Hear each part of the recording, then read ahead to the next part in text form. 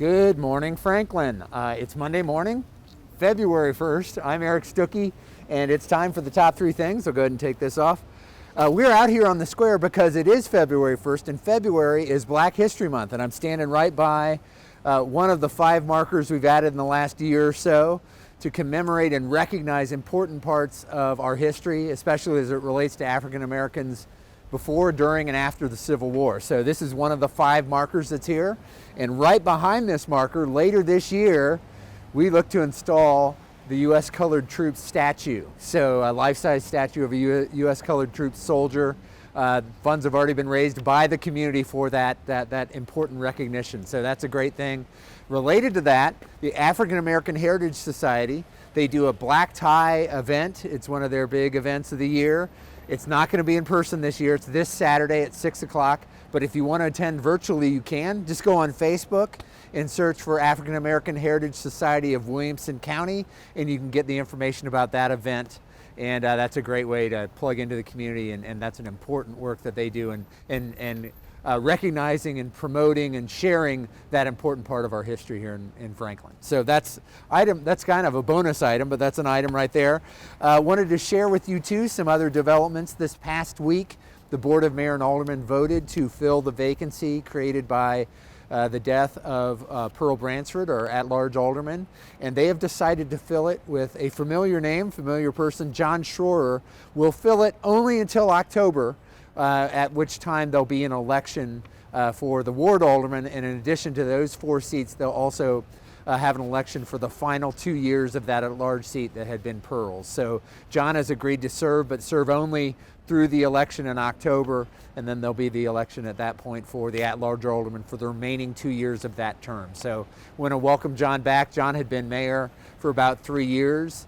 Prior to that, had been on the Special School District Board, and of course he left being our mayor to serve for 8 years as the Secretary or Commissioner for Transportation for the state of Tennessee. So John's plugged into our community and is looking forward to serving in that role for these final 9-10 months of this year, and then hand it off to whoever the voters select in October. So that's item number 1. Item number 2, I wanted to touch on an update on our paperless billing.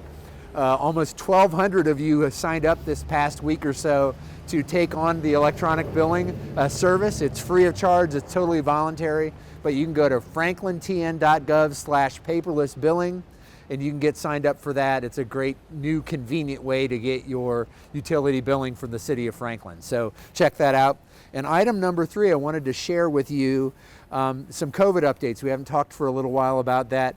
COVID numbers are looking good. We've actually made really good progress, about a 28% decrease in active cases in the last 7 days.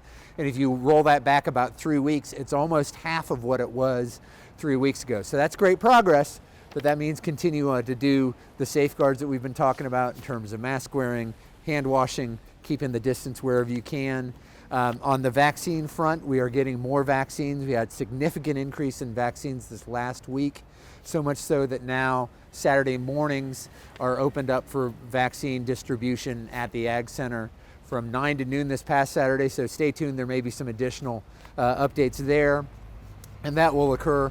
We're continue to be in the same phases that we've been in, but hopefully be moving on. But we've had phase 1A, 1 and 1A2, which is frontline healthcare workers and public safety, as well as folks who are 75 and older. So we'll be looking, as we get more vaccines, to advance through those different phases. So stay tuned for that. Go to williamsonready.org if you want to get information or get signed up for the alerts related to vaccine distribution.